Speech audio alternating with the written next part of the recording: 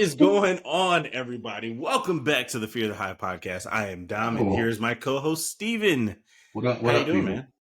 Hey, can you man. believe that Good. this has been 19 episodes? 19 episodes. 19. I cannot believe it. Happy that we're, 19 episodes in. Good start, baby. Oh, for sure. Absolutely.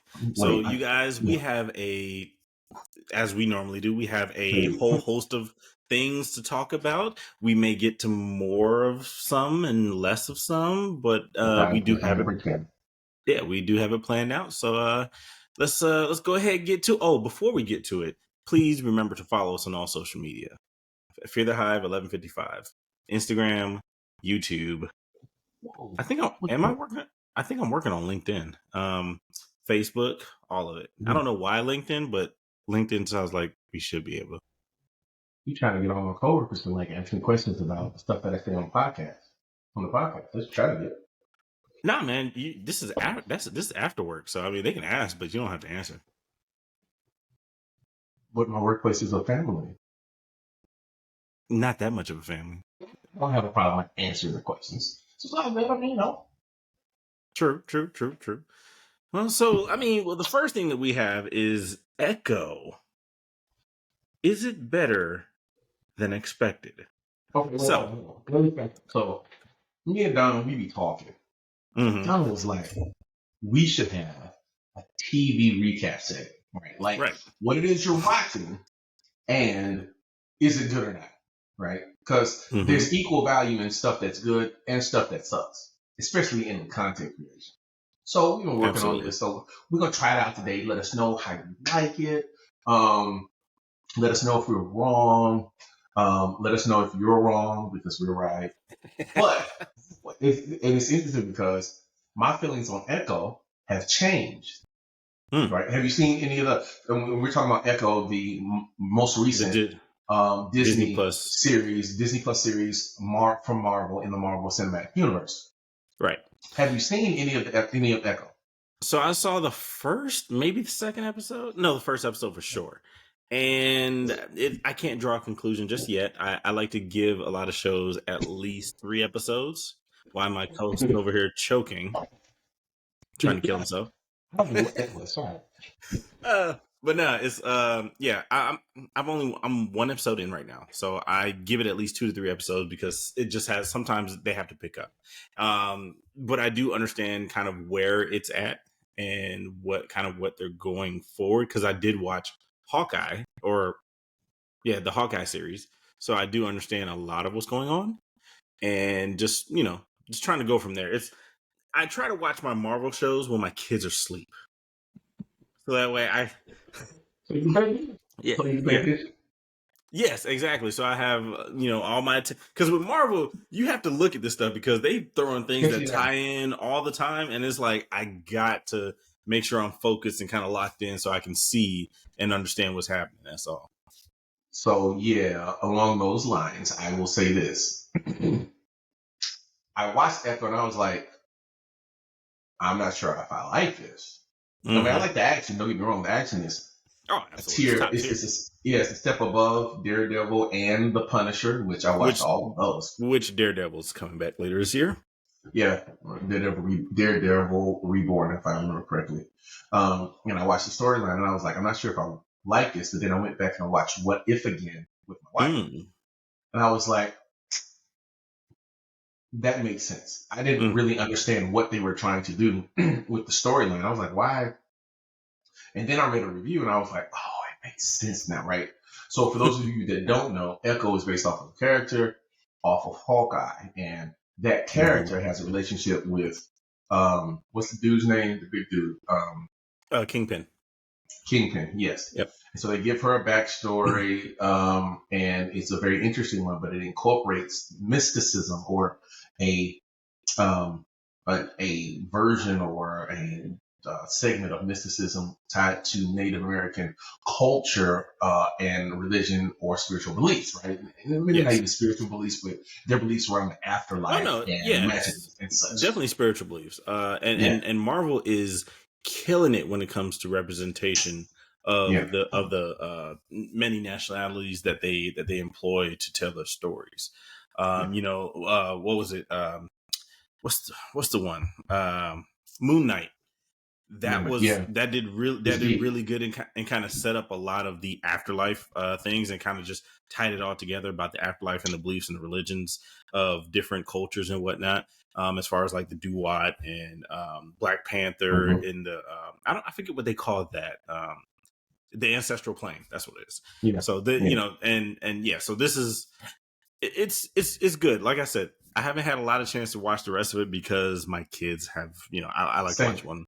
Yeah, when my kids are asleep, so that way it has my full attention. So, but I will tell you this: I think it's going to be good. I think so. The What If episode, I think it's the third or fourth episode of What If that came out. I think I'm on the third one. Christmas, they back to back every day. They dropped one at 9 o'clock. So it was like 6 episodes. The last episode is like the dopest thing Marvel has ever done. It's the dopest thing Marvel's ever done, in my humble opinion. Okay. But one of the episodes deals with the same thing that Echo is dealing with, right? The Native American take on the ancestral plane that we saw in Wakanda, right? And the mysticism and religion aspect behind it. More so mysticism than religion, and I only say that because I don't know a lot about Native American religions, but I do know it's a part of their understanding of magic, mysticism, nature, superpowers, things like that. But that episode, when you go look at it, I was listening to someone from Marvel talk about that episode and how it took them 4 years to make that episode. Wow. 4 years because they went and they took an authentic Native American language, and all of the Native American language that you hear in it is authentic. Like they wrote all of that dialogue in Native American, and they had Native American people speaking it. They wanted to make sure that the dialect was pitch perfect. And then they did the animation and all that good stuff, and then they kept the same kind of care with the animation. And so it's a massive effort, not just for inclusion, because apparently Marvel is very broad with the cultures that it included in its universe.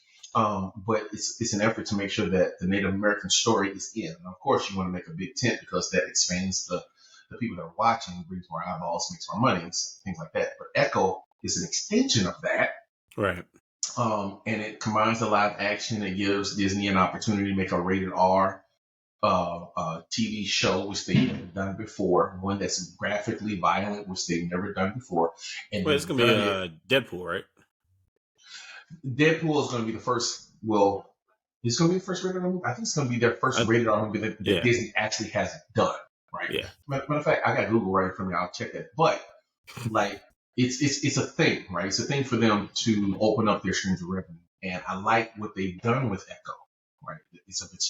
At least in my opinion, it's a good start. And this is having seen all of the John Wicks multiple times, and the movie with Bob Odenkirk, I think it's the other guy, Fall Guy, something like that. It's like a John Wick spinoff or something like that. Not spinoff, but the Continental.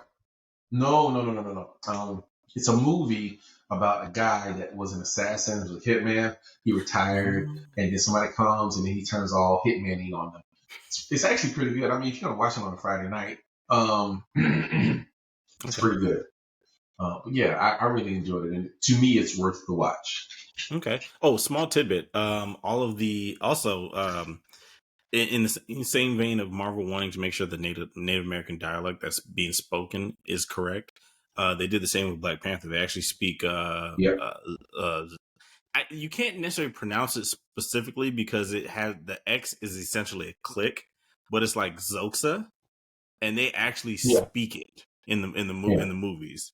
So that's small tidbit for anybody that doesn't know. That's not a made up language. That's an actual language. And they took good care of making sure that it was the way that it needs to be, and so I really appreciate that. Absolutely. I can't wait to watch the rest. Looking forward to it. Absolutely. But have you seen? First of all, do you have Peacock? It's okay if you don't. I think no. So I do have Peacock, but it was only because I had to sign up for that stupid game So I have it until February 17th. Well, then you have more than enough time to watch Ted. Do you like I do like. I saw the movies of Ted. Okay, throw those completely out. Do you like Family Guy? No, hold on. Rocco, you like Family? You like Family Guy? Did you like The Simpsons? Do you like Rick and Morty? Do you watch Rick and Morty? I have not watched an episode yet. This is a disappointment. Well, no. Here's a disappointment. There you go. No redemption for that. No redemption for that at all. None. See what you did there. No redemption. No bail. Okay. And Bob's Burgers. But wow. But okay, so don't throw out the movie Ted. Just throw out the quality of the movie Ted. It's not that I didn't enjoy the movie Ted, but it's not. It wasn't like extremely funny to me, right? Okay. It was good. It just wasn't extremely funny to me. The movie show Ted. That much better, huh? Okay. No. Ted, it's an hour-long TV show. It's kind of like that show that the show you told me to watch on Apple Plus. It's really, really long. Mm-hmm. It's long like that. But it's for all mankind, baby. For all mankind. I laugh. I got sick of laughing. That's how much I laugh. I'm tired of laughing. I'm gonna check that. I'm gonna put it on my list right now. It's completely rated R. Let's start there. It's set in the 90s, right? Okay. Set in the 90s, but it is hilarious. Put on the subtitles. You will thank me. It's hilarious, dude. When I tell you it's hilarious, I enjoyed it very much so. Like the writing. How many episodes? It's like 6 or 8 episodes. So I've only watched one episode because it's a whole hour with no commercials in it. Like it's a full 58 minutes of TV. Which is a lot. It's like a movie, man. But it's so much. Oh man. All right. Well, yeah, I'm definitely putting that on my list. So now I've been hearing a lot of disappointment for Lift. As someone who's attempted to watch it 3 times. Oh my God, really? Notice the wording. Attempted to watch it. Oh, 3 times. Kevin. I can say this confidently. This is the worst Kevin Hart movie I've ever attempted to watch. What was that other one where he was trying to be serious, but like you just can't take Kevin Hart as a serious actor? That's the best movie role he's ever been in. I know what you're talking about. What you're talking about. With the guy from Breaking Bad. Yeah. The guy in the wheelchair. Yeah. That movie solidified Kevin Hart as an actual actor. Okay. That is legitimately a good movie. Hold on. Oh no, not that one. It's the other one that came out on Netflix, I believe, and it's like this murder kind of movie, and it's like you're not sure, like you can't talking about the Man from Toronto. Yeah.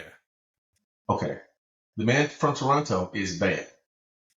It's not as bad as Lift. Oh my God. Like, okay, I'll put it like this. Oh my God. Lift is definitively worse than Soul Plane. That's saying something. And that's for people that don't like Soul Plane. Like, is it worse than freaking Ride Along 1 and 2? Yes, I actually laughed at Ride Along 1 and 2. True. Not laughing. Yeah. Is it worse than Get Hard? I actually enjoyed Get Hard. Is it worse than Night School? Definitively. Like, is it worse than Me Time? Actually, Me Time, I didn't hate it, but I don't think I've seen Me Time. It's one of those, what is going on? Oh, you get them on too. Me Time is a movie that if you watched affected by alcohol or drugs, you would find hilarious. Like you would be laughing all over the place, all over yourself. Like it's that kind of movie. Like it's a cult classic. Well, not a cult classic, but it's cult funny-ish, in my opinion. But yeah, no.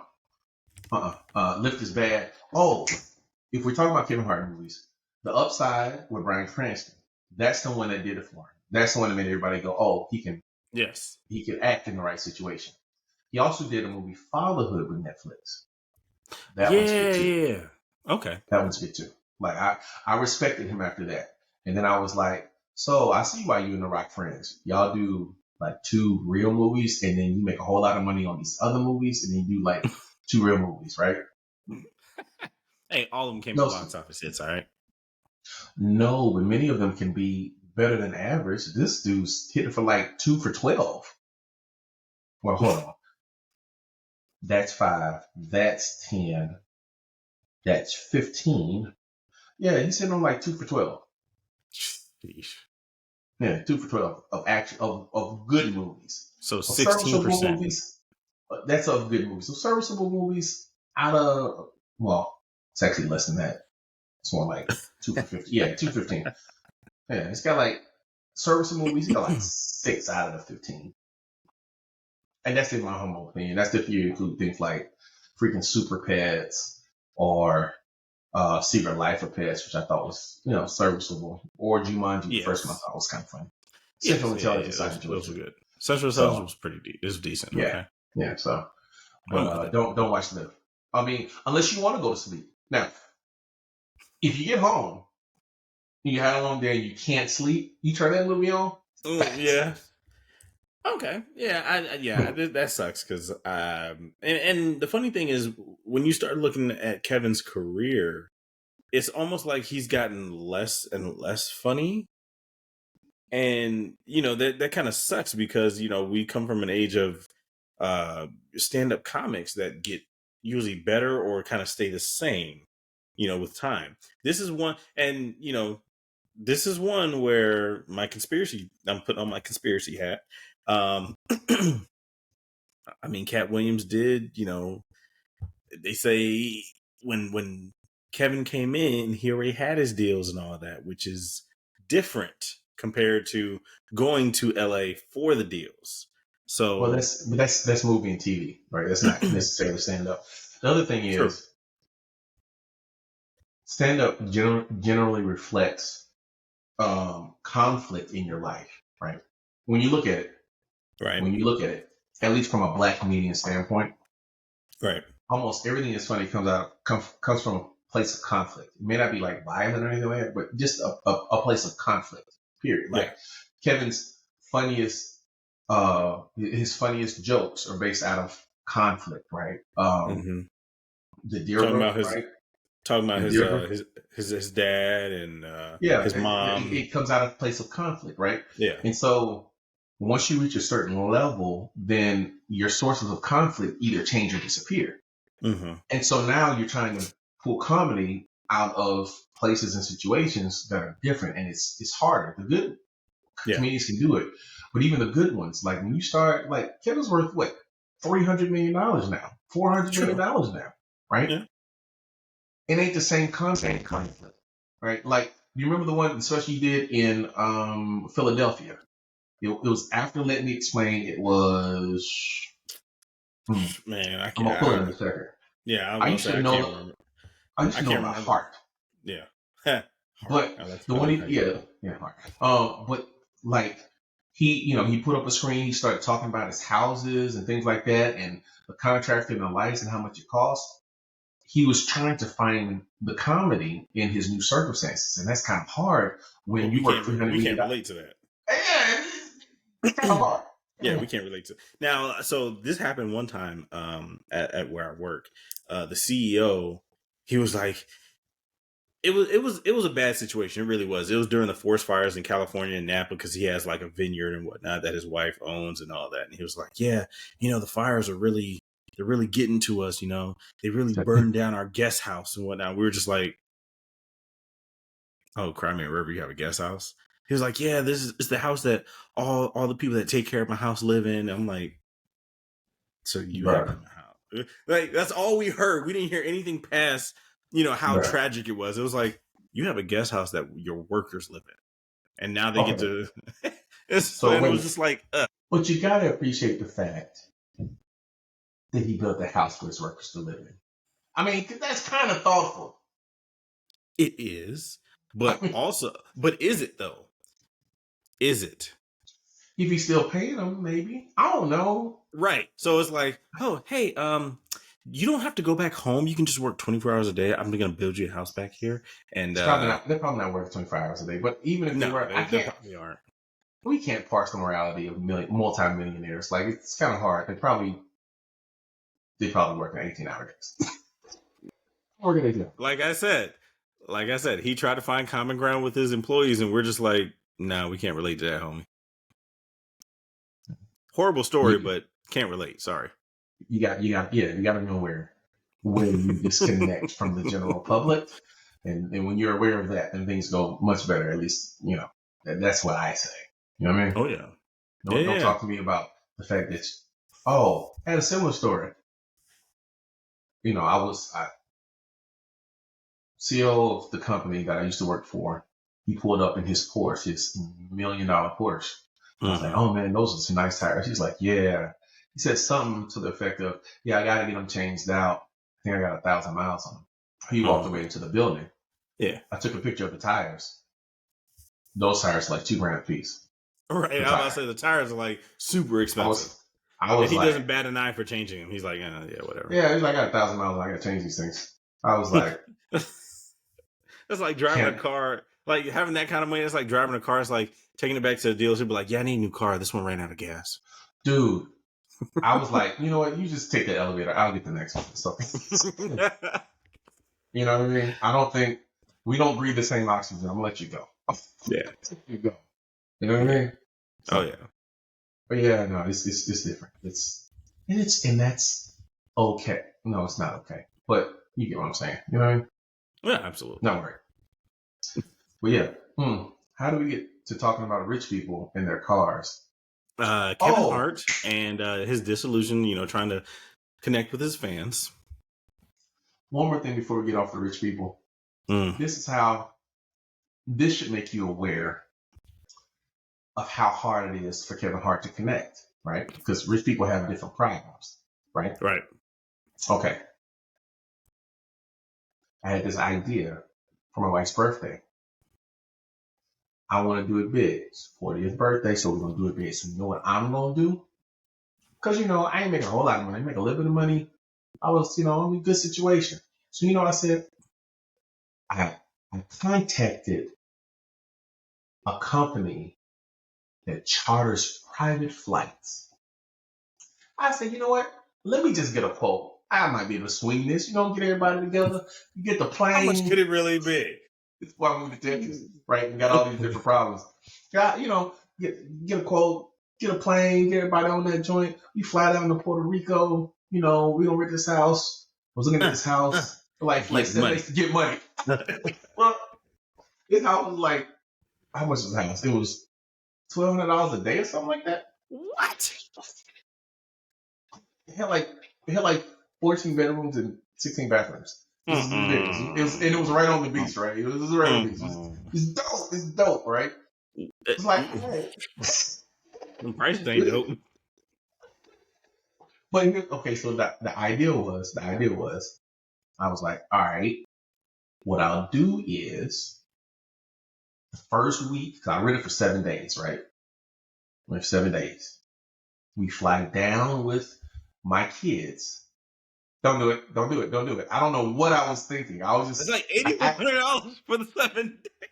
Clearly, there's a wealth gap here. I was gonna tell my people, yo, all you gotta do is pay for your food, right? Because you know I'm getting a quote for the chartered flight, right? Yeah. And I got the house, so you just pay for your food, right? I get you there, you pay for your food, right? I was gonna bring the kids down, right? Bring the kids down with us and family, right? Okay. Family flies on a private jet because I've done the private jet. Very nice. It's an experience to be able to say that you have had. So we fly down on the jet, and then they fly back, right? Yeah. They fly back, and they take the kids with them, and then they fly back on like Wednesday because they can't you know take a whole week off work. It's a long time, right? Yeah. I got like 30 days. It's all good. I got like 30 days. It's all good. On Wednesday, all of our friends, they come down on Wednesday and they stay till Sunday. So we get the best of both worlds, right? That's true. Right? I get you. So I called this dude about the private jet. I put in put in a little, inquiry. Dude calls me back. It's a whole different type of problems. Whole different type of problems. Now he gave me a good quote, right? Because he knocked it down a little bit. That man said, it was like a 12-seater. That man said, oh yeah, man, we get you taken care of. We get you there and back. Yeah. And so what we're gonna do is, here's how it's gonna work out. Now, you sound like a cool guy. I know what you're doing with your wife. So this is what we're gonna do. I was like, it's about to be something if you say all that. I was like, that should have been the first sign. All right, whatever. Man, you got, first of all, for a private jet, you have to pay for the gas and for the time. Gas and the time. Most people, you want to fly somewhere, what do? You buy a ticket. That's all you worry about. You get on, bing, boarding area 2, you may get on. You get on, no, you have to pay for the gas and the time. And I assume this isn't like, back in the day in college when, you need to go to Walmart and somebody's like, yo, you got gas money? Be like, yeah, I got like $5. So you just kind of trickle it in there. Dominic, out of Concord or Charlotte Douglas, it was going to cost me each way $20,000 for the gas and $5,000. I was like, see the way my checking account is set up? I got a checking and savings. All my money is my savings. All my money is savings. I got to transfer to my checking. Brother, man was like, so how would you like to take care of this? I was like, I would not like to. Matter of fact, what are you doing? I don't know. I was like, I'm sorry to have wasted your time. I was like, I told that man, I said, man, I appreciate you taking the time, but I'm sorry to have wasted your time. So sorry for wasting your time, sir. So far beyond the pale. I was like, I want to say, how much do I owe you for your time? Can you see like a 50 spot? Even. Oh my God, that's like, that's not even. It's not even something you can say, well, I could do it. I'm gonna spend like the next year paying it back. But, I could do it. It's like, no, I can't do that. You ever been in a conversation with someone and you ask them a question and they start explaining it and then you immediately feel uncomfortable? That's how I was. You was talking normal. He said 20,000. I said, oh, no. Sometimes you got to play it off. You be like, oh man, 20? I ain't got that today. All right. I ain't got it.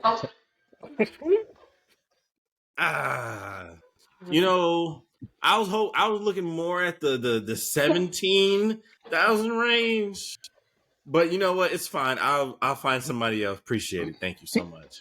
So you gotta elevate yourself to kind of just feel like you're part of the conversation. Like I couldn't even lie. I couldn't even lie like that. I couldn't even pull that off, bro. I was like, I do apologize for wasting your time. This is not gonna work for me. Like if I should sense the chances, I will call you back. If that shows you how much money people who own jets just have, that's gas and time. That you're not even talking about maintenance, and black people don't like doing maintenance on stuff. And that's renting a private. It's like renting a limo. That's a private. That's not even a jet club, bro. They got jet clubs, right? Oh yeah, right? I heard about that. They're jet clubs, right? Yeah. You get a part of this jet club. You have access to these jets. You pay $10,000 a month. Yeah. To have access to the jets, you always got access to jets, and then you pay for the gas and the time. Yeah. I was like, well, it was the same way with like when I went out with my coworkers on their boat, and they were like, yeah, let's go get gas. I was like, oh, okay, cool, whatever. What is it? How much you guys pay? Like, I think they filled it up, and it was like $400 to fill up the boat. And I was like, man, that's expensive. Like, why does gas? Like, why do you guys do this stuff? Like, maybe I just need to elevate, but like, even at that, like, I don't even know why it has to cost that much. Like, what's wrong with you people? Like, $400 to fill up a boat. $25,000 to fill up. Like, are you sure we can't fill this plant up halfway? Because like, it don't even take that long to get there. Like, when you start pulling out the map and explaining, like, when you start looking at it, it's only like 600 miles away. Like, what do we need enough gas to go 2,000 miles for? No. What's the plane gonna do? Fall out there? Man, look, I had to say when I took my family for freaking Fort Myers. We went out on the boat. We went out to the island, right? Mm-hmm. On the way back in, you had to gas the boat back up. So I'm taking the boat back. You got to gas it back up. Mm-hmm. Tell me why boat gas is like $8 a gallon. Let's start there. Well, it was like $7. Like, what's that, premium? That's boat. Y'all don't have regular out here? That's boat gas. Boat gas. What do you put in there? Jet fuel? And I only use like I don't know, say I can't do math right now. 60% of the tank, so it was like 40%. I had 60% fill, right? So only got to put in like 24 gallons. At $8 a gallon, it's about. Bruh, I was like, I just 100, almost like it's like 200. I just blew through my accessories budget at the beach. Like you know the budget that you have for the kids when they go to the beach. They want to buy stuff. Can I get a drink? But like, nah. And rent stuff. Hey man, the ocean is right there. It's a little salty, but all the water you can drink. I know you're not supposed to drink. You're not supposed to drink that. Water. I know. Just put that out there. I'm just joshing with you guys. I mean, if you're thirsty enough, I mean, it's what you got is what you got, but whatever, Oh, by the way, hey, so this is a little off, but dude, so this past weekend was the first weekend that I did the video for I've been doing the video for my church. Hashtag Resemble Church. If you guys ever get a chance, please take a look at Resemble Church. And I have this process that I've used to produce I produce the recordings for it, and I post them on YouTube, and then I also do the pictures and whatnot. But man, must I tell you the difference from having an iPhone 13 Pro and having the iPhone 15 Pro? Man, why we got to do this right now? You know I got an iPhone 13 Pro Max, man, and I want the 15 Pro Max right now. You about to like the knife in my heart. You need it. So like the cinematic mode, you thought it was good on your current phone. I can the only 15. Imagine. So the 13's here. I adjusted it. 13's here. The 15 is here. Yeah. Okay. It is. It is like that. And and my job pays for my phone and my laptop, and that's why you're seeing the nice crispy, blurred out background right now. I got that 14-inch MacBook Pro with the M3 Pro chip. Ooh. Yeah. 36 gigs of RAM, 1 terabyte SSD. Only like 20% of the people I don't know. The people that watch this will know exactly what that means. But there's a whole bunch of people living on the face of the planet, probably like 90%, that have no idea what that means. Oh yeah. Like that's a big deal. Yeah, it's like both. I got both in the same week, and like my production quality went like through the roof. Oh, you got a 15 too? Yeah. Oh, yeah. Yeah. In my pocket. Yeah. And normally I get the black phones. I went out the you got the green one? No, I got the blue one. I've never had a blue phone. Yeah, I've never had a blue phone. Yeah. The blue ones, they do real well on the matte blue color. Right? Yeah. Really and this thing is slippery, so be careful. Like, it is slippery, even with a case on it. But yeah, I just wanted to geek out real quick because it's if you want the upgrade, do it. 13 to 15 for video content and pictures. Oh, gotta get it. Okay. Well, guess what I'm gonna have to buy for Valentine's Day.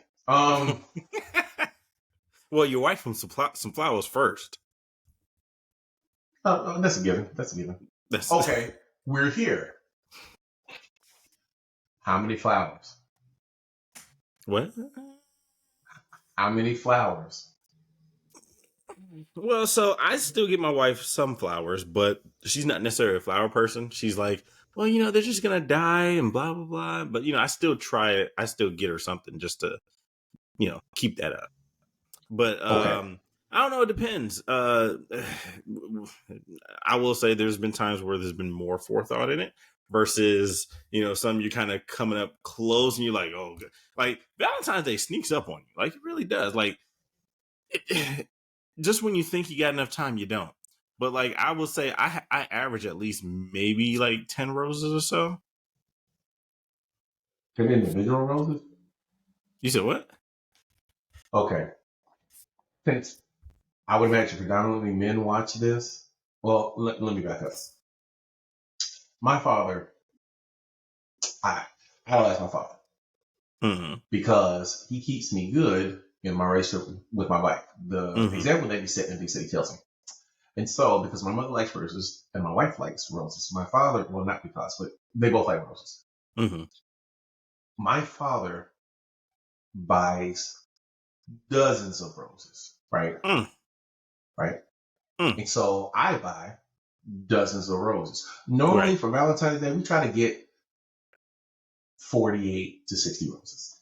Yeah, that's a thing. That's a thing. Go ahead and put it on layaway now. Okay. And this is why we're here. I'm going to help you out, right?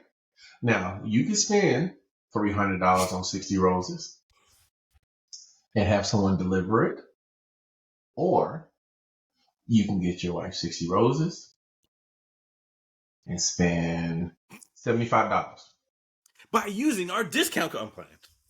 Wow.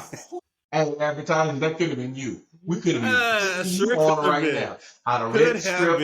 I'd have made it look like it was my idea. I'd have gave the price that you gave us, and your sales will be going through the roof right now. You flubbed it.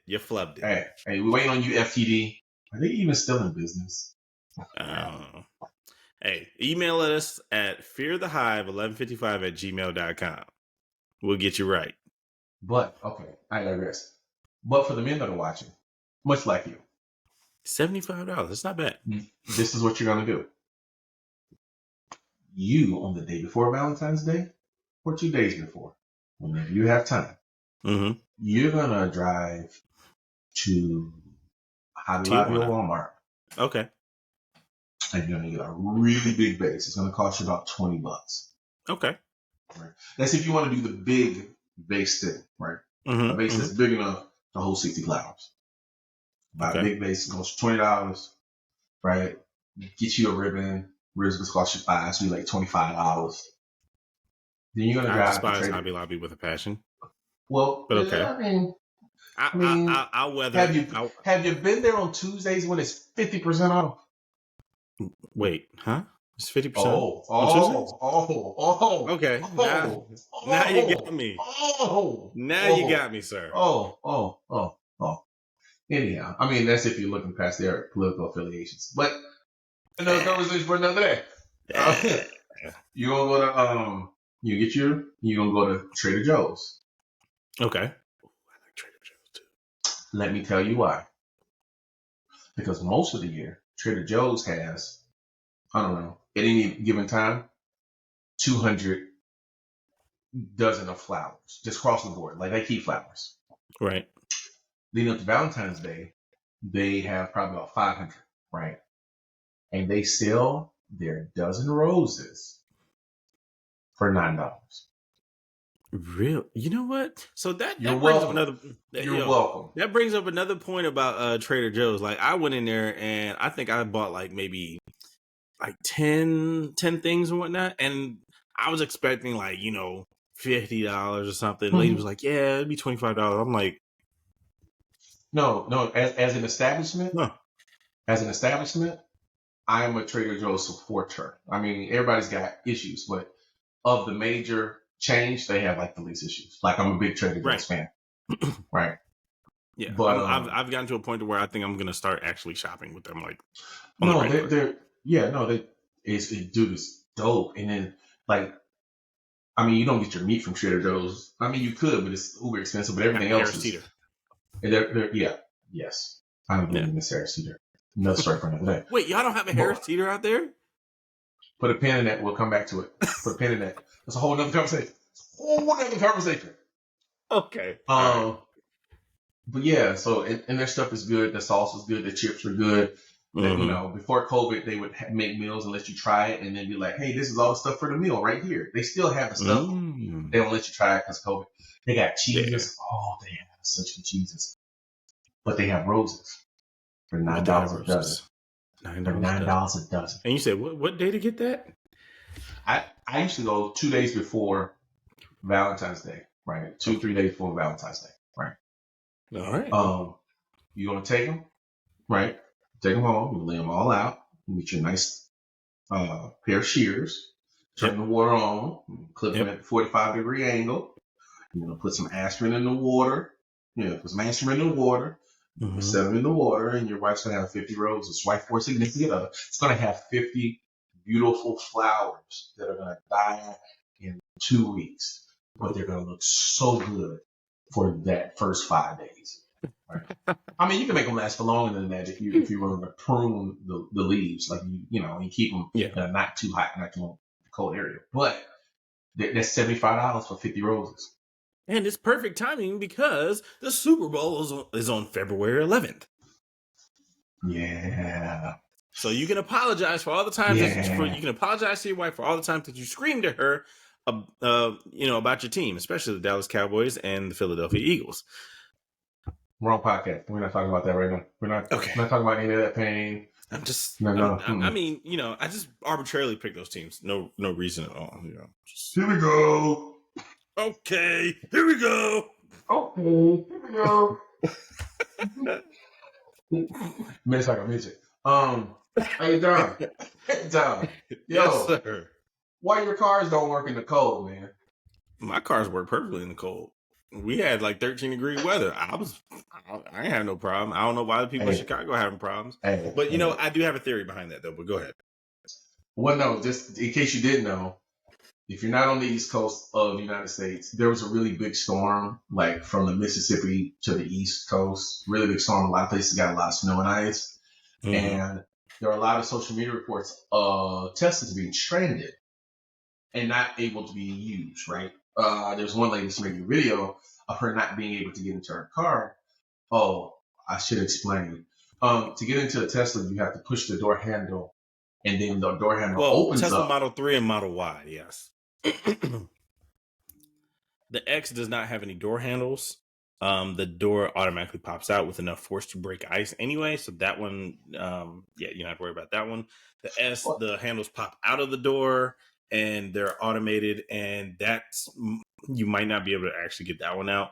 So like the second best is probably the 3 and Y. You're able to kind of push it in, and then like it's on a swivel and allows you to pull it out. So it's. I'm going to verbalize what a bunch of people heard when they heard you say that. What? You ain't got to call us not rich. You got no support. This is it. Don't do the door handle. If you press the door, it'll open up. What do you mean the door handle? Door handle. Every vehicle has a door handle, not Teslas.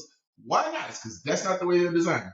Okay. All my life I had door handles, and now he's just taking them away. I knew I did not like Elon Musk. Hey, look, the best removing door handles. The best part is no part.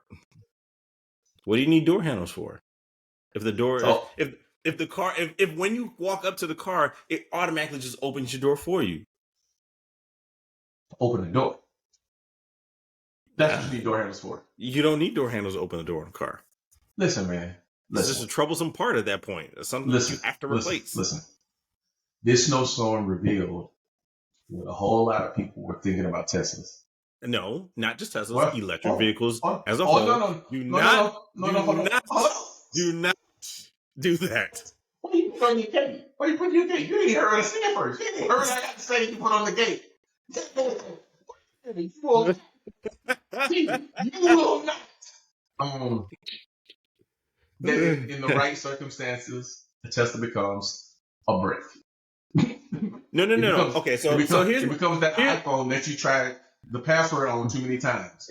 No functionality at all. The lady was it was raining, it was ice. You hit the ice and you pull the door handle. She was out there, It came out and went back in, and she did it. She was there. She was like, "I'm just gonna call the tow truck." Well, first off, she's okay. I can't. I'm not going to say that, but she's uneducated because we have buttons on our phones to be able to just pop the door open, regardless whether you can or you can't use the door handle. So that's her problem. I don't know about you regular humans, but us Tesla owners having we have smartphones and press a button and the door opens for us. Why would we ever need a door handle? But here's why would you ever need a door handle? Doesn't your car do that? But here's the problem with America. You want advancement in technology so bad, but in the situation that you can use it, it doesn't even occur to you that you can use it. That's the problem. Secondly, the reason why and yes, cold weather for electric vehicles is a bad thing. But if you have chargers at home, which most people who own a home and decide to drive an electric vehicle, you precondition your car before you get out to it, which means you just make sure it's warm, the battery's warm, the juices are flowing, and even charging performance is hindered during cold weather. Basically, the battery has to charge up before you get to the supercharger, or else it will not charge to the speed or the amount that you're looking for, because it has to warm up first. Did you hear about the superchargers that were not putting on enough voltage because it was too cold? It's a combination of both. The car is cold, the chargers are cold. You guys should have done the research, Chicagoans. You should have done the research, knowing that you live in a place that it gets negative degrees. That is absolutely insane. What were you expecting? Why mad at the people in Chicago? What all they were trying to do is get in the vehicle. You bought a vehicle knowing that you live in a place that is possible that it gets negative on the regular. That's a problem. I mean, they're probably, used to regular vehicles, that generally have some level of functionality when it's cold. You know what I mean? Well, apparently, and see, that's the thing. Everybody's focusing on electric vehicles, but what about the people whose regular cars, their batteries went completely dead, and they couldn't even start their cars because their battery could not take it? You're absolutely right, but I know what they could do. Get in the car. True. You're right. But I'm just saying, it's two sides of every story. Now, electric vehicle owners were not the only people affected by this. Can you even get in a trunk? Yes. With no battery? Yes. You sure about that? Yeah. Okay. All right. Not gonna lie, you didn't ask how, but yes, I can. Oh, I know how. I saw the video. Yes, I can. Regardless if there's power or not, I can get into the trunk. Oh my god. Okay. Yeah, it was definitely like people were texting me all over. It was like, "Hey man, you see this? You see what's going on in Chicago?" I'm like, "Yeah, I see it. That's why I live in North Carolina." Yeah. I mean, just to be very clear, if you're gonna buy that vehicle, you need to know what's brand. Wait, is that a V8 Charger that just drove by? Yes, it is. And that's not even a V8 Charger. That's a Scatty. It's right down the road. It's not Charger, it's Challenger. Okay, can we talk about this real quick? What's up? 3 houses down from me, I got some neighbors. Now, I have attributed good things to them. Mm-hmm. But if I wasn't, they'd have to be white bricks. All white bricks. Bruh. China white, they must be smoking. Let me tell you why. Because they come through, they change out cars every 4 days. Like there's a Scat Pack and a Hellcat Challenger in their driveway now. A couple weeks before that, it was something else. It was like a Mustang, Shelby, and something else. I was like, as long as we cool. Yeah. I don't want I felt bad because I felt like, between me and my wife, we changed out cars relatively like on a 2 to 3-year basis essentially. And yeah, before you That's the guys get sweet on your spot, though. That's the sweet spot, though. before you guys get on your soapbox about, oh well, you'll never own your cars, whatever. Oh, You know, y'all lease? Y'all lease? no. We did lease Oh, a car, but that was just as a strategy to get out of some negative equity. But yeah. But yeah. So then, I did feel, I'm like, man, why do we change cars every 2-3 years? But then, my neighbor next to me, he works. I'm not gonna say where he works, but he's like works for a big financial firm. Hmm. And they change out their cars at least Yeah. one on a year basis. Yeah. Yeah. And I don't think he's just leasing. Like, I thought it was just, so like when we first moved in, he had an older Nissan Infiniti, or an Infiniti QX, like one of the big trucks, like Mm-hmm. pretty much their Armada copy. And then Yeah. he also had like an Escalade. And then he had two like BMW sedans. He Mm-hmm. got rid of those and then just got like a newer BMW sedan, and first he got he got one Suburban, and then like it had to be like 2 months later he switched that out for another Suburban, like the top tier. And Mm-hmm. then they had that for a while, and then they switched out that Suburban for like was an X was an X7? No, I don't think it was an X. No, it probably was an X7, and it was like the M version of the X7. Are And these all? then Are these brand new? Or are these used? Slightly used. that's a great question. I didn't get close enough, and I didn't ask, so I'm speculating. But it is what it is. But then yeah, just recently, like maybe 2 weeks ago, me and my wife pulled up, and it's like, wait, did he get another? He did get another car. So he's on the electric train. He got an electric BMW, and then his wife has a newer. I don't know what it is, but it's like the BMW truck. I don't know exactly which Okay, one it is. It's so probably X5 or X7. what I do know is if you're in your brand dealer CPO programs, Mm, leasing a vehicle, especially if you don't drive, you know, if right. you don't put 12,000 miles a year on your car, if you put like 5, Yeah. it can be an even swap, especially if your credit is like, Mm-hmm. if you're in like the 750s, right? You're in the 750s and you got some reasonable income, Mm-hmm. and you're not, if you don't start with negative equity in your vehicle, moving car to car is just, it's Yeah. it's an easy transaction, especially with Right. BMW. You get BMWs, especially if you lease them, Mm-hmm. they'll be paying you to get a new BMW. Oh yeah. Yeah. Like, it's not a thing. Yeah. It's just funny. My wife she was like, "Don't ever say we change cars too much." I was like, "Okay, fine, Well, whatever." first of all, sweetheart, we do change cars way too much, right? The fact that our lexicon is comprised of a term called changing cars, to mean that every so often we just get a new car because we want to. We Mm-hmm. probably do it too often. Probably do it Yeah. too often. So it's all Absolutely. good. It's all good. Yeah.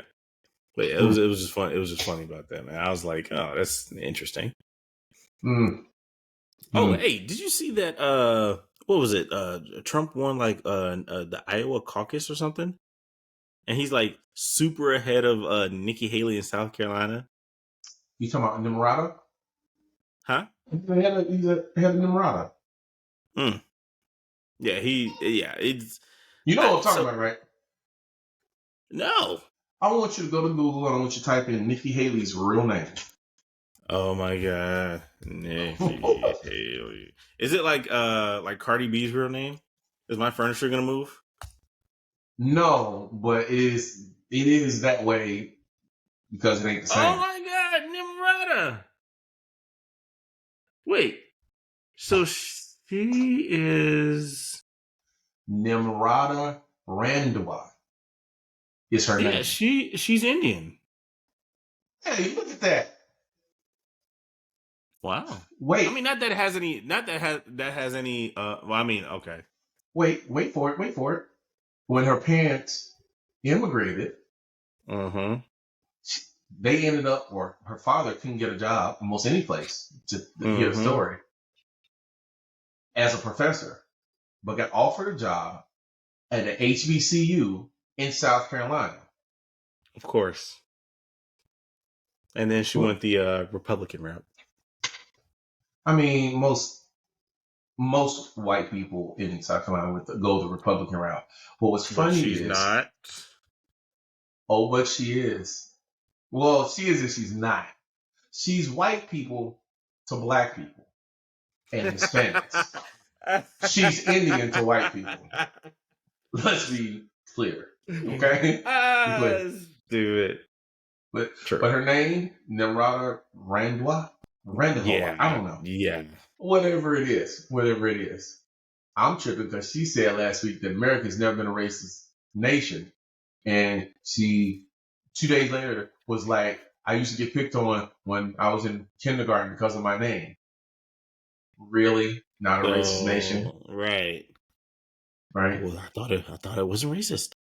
And it does just go to show that people everywhere hate black people. Like, black people are like universally hated.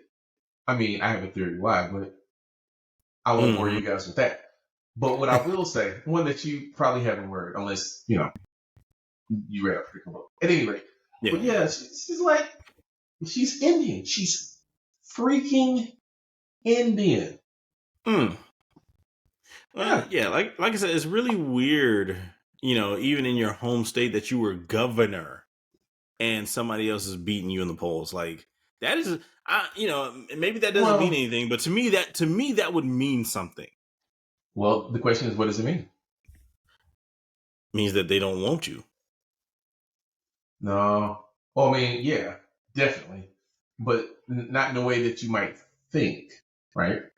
Mm-hmm. And all of this funnels down to Trump 2024, in case you didn't know. It all funnels down to Trump 2024. Everything that we just started talking about from the time that I said Nimrata, filters down to Trump 2024. Yep. And they're not saying that they don't want her. What they're saying is they need him. You know what I've come to believe? White people's obsession with Trump, and even some men's obsession with Trump, it's not because they want him. It's because they need him.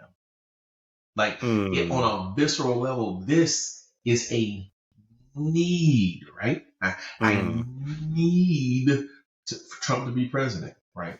And I only say that because, truthfully, as Republicans go, any Republican that has been in the game long enough to get elected president is going to do Republican things. Absolutely. They all going to try to pack the court. They all going to try to reduce the size of government. No, the size of government only in the areas that help provide a safety net for people that are not rich, right? Like the IRS? Like women, infants, and children, like SNAP benefits, like allowing, the government to negotiate drug prices that would benefit low-income people and all that good stuff. Like, they need any Republican is going to do that. That's their talking points. That's what they run on. They do it in every state almost exactly the same way. So any Republican is going to do that, and they can guarantee you that as their president if you give us the Senate or the House of Representatives, right? So anyone can do that, but they need him because on some level they believe that he will protect them and be their guy. No, hear me out though. Like, I was being funny earlier. This is some real spit right here. On a visceral, biological level, they need him because they feel like he's going to protect them from the people with brown skin. Right? From the opportunities that they're getting, from the progress that they're making, from the fact that they're going to take over America. Right. And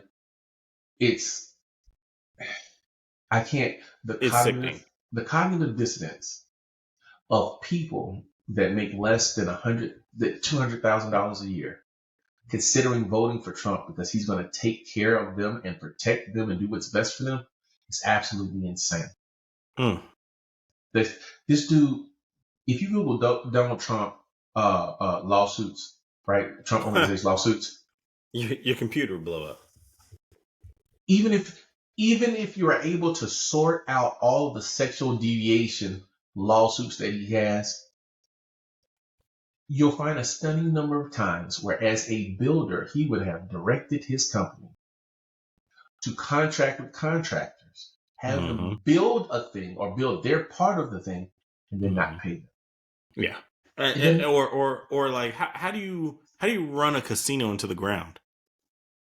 Because it's not about the almost casino. Impossible. Right. It's about the sale, right? Everybody thinks he's rich because he has all these hotels. He ain't no hotels. He has a billboard on the hotel. Yep. Trump doesn't own any hotels. He doesn't own any of them. None of them are Trump's. Yep. Because he licensed his name out to him. He builds the hotel. He stiffs the contractors. He inflates the price of the value of the hotels. He sells the hotels to cover his cost of building the hotels, with the mandate that every hotel that he sells has to carry his name and a licensing agreement. That don't scream rich to me. That sounds like a hustler. Oh, absolutely. That dude is like the biggest hustler of hustlers. And he's not even a good. It's not even a good one. It's not even a good one. And you know this, and honestly, for me, this isn't necessarily just like, oh, I hate him because he's Republican or anything like that. It's the fact that he's just a horrible person. Like, his deals are horrible. Like, why would you want this kind of guy as your president? Yo, I'm about to tell you something. I'm about to tell you. No, I tell everybody. Why don't you Google Donald Trump hands? Google Donald Trump's hands and see what comes up first in your feed. 4 reasons for the mysterious red marks on Donald Trump's hands. Tell them what he's wearing, Johnny. Honestly, I've never noticed that. These are recent. Oh, okay. Former Donald Trump had red marks on his hands when he left New York residence. I can listen for you. Trump's out here waving to people, and he's got sores on his hand that he wasn't smart enough or cared enough to cover up, right? Maybe he hurt himself, but everyone is speculating that those sores have been there for, I don't know, a little while now. And they're speculating that it's because he has syphilis. That's what the internet is saying. And maybe they just want him to have that, but knowing that he is a deviant, that is he's a sexual deviant, and of things that he's rumored to have done, and we know that he has done. I don't see that out of the realm of possibility. And then also, how is it that you're able to run with all these lawsuits getting ready to topple over on you? Like, I'm not saying our president has to be perfect, but I'm like, dude, like, no. He's rich. What but are is the he rules? like my question is, how much of his money's liquid? Like, how much of it can he actually pull out and do something with? Hey, have you ever seen the movie Idiocracy? I think I have. It's been a while. I remember. I know the name of it, though. It's not about how rich he is. It's about how rich everybody thinks he is. That's why Trump Organization is about to be shut down for inflating the value of properties on loan applications, which is wire fraud, I believe. Right? It's not how rich he is, how rich people think he is. And he's not that rich. Like, he's not impressed. I put it like this. If my father gave me $5 million when I was 28, I'd be worth a whole hell of a lot more than $200 million. Yeah. So it ain't even like he's not Bezos rich, or nobody's Bezos rich. He's not freaking David Tepper rich. He's not Jerry Jones rich. Right. Like he's not. It's not a thing. You know what I mean? Yeah, that's amazing though. I'm genuinely shocked by America, and just him even showing up on the ballots and whatnot with everything that's going on. Like, no, anybody else, they would have been like, nah, yeah, you can't do this. No, sorry. Imagine Barack in Trump's shoes. They would have stopped this man at the door. Like, nope, you got too much stuff going on. They're living with their mess, right? They flame the fears of racial animus when Barack Obama was president. They created a base that was hyper otherized, like very much hyper xenophobic, right? Right. And malicious about it. And now they're dealing with it because if you don't feed them red meat, they're not going to vote for you. You're not going to be Republican enough in their eyes, right? No matter how long of, Republican. Donald Trump ain't even been a Republican that long. You do know that, right? Right. Yeah, absolutely. Like, he's not even been a Republican that long, not registered that long. So, and even after he got out of office, it's like everything that the Republican Party did, they looked at Donald Trump. They're like, Donald, is this pleasing to you? Do you like this, Donald? No? Okay, we'll change it. And it's like, the dude's not even in office. Who cares? Dude, let me tell you what my theory is with him, right? He's on the ballot. It's going to be him versus Biden.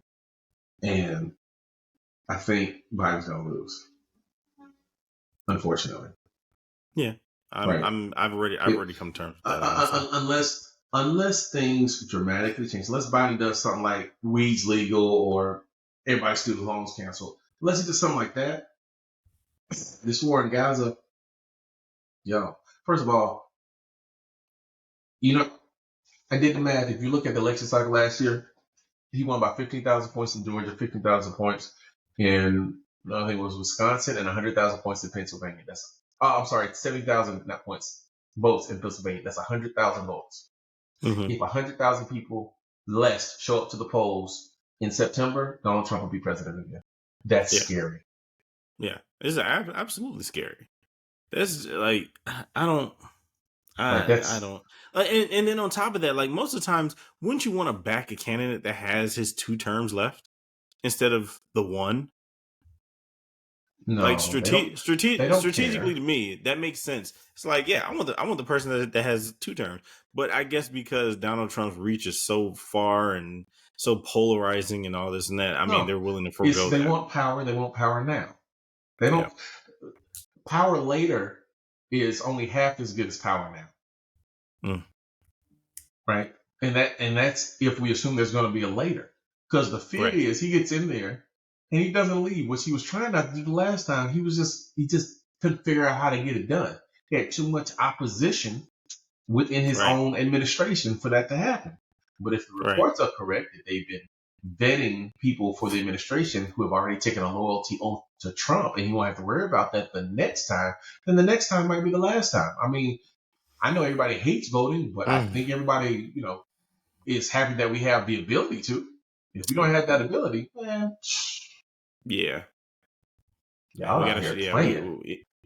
for sure got to show up to the polls because we can't have this. And we gotta have these conversations earlier, like people, dude.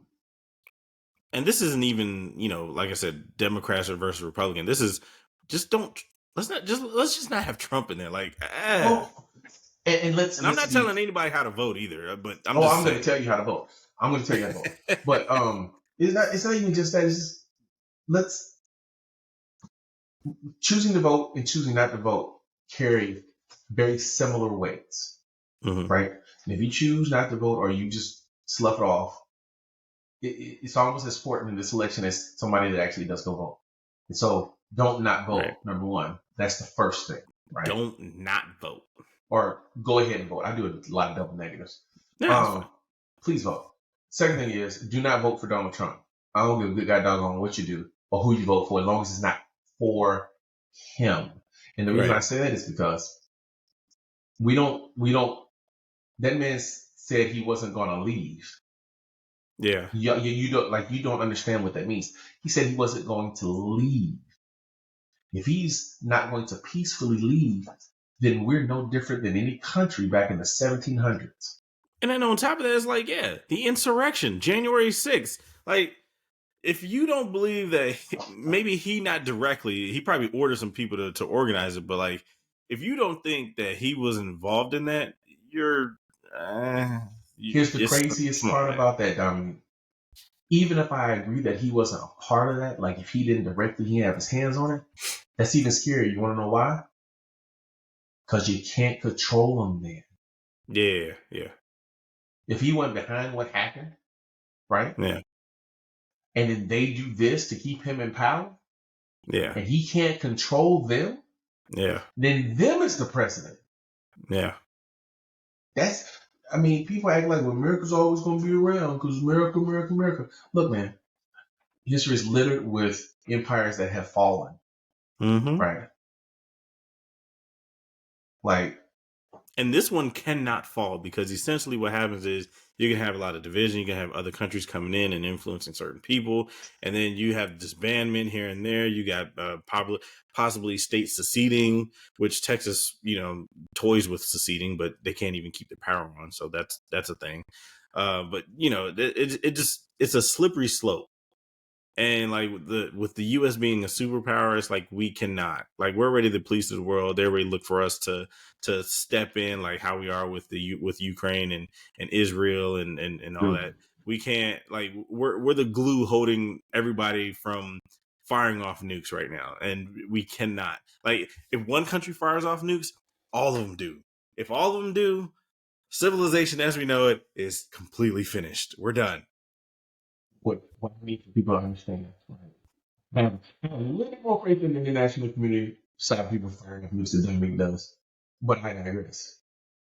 What's even to me more scary than that, because if anybody fires off nukes, then we're dead. Whatever.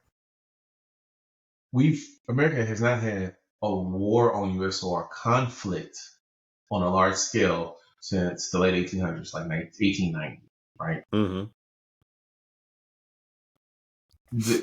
If he can't control these groups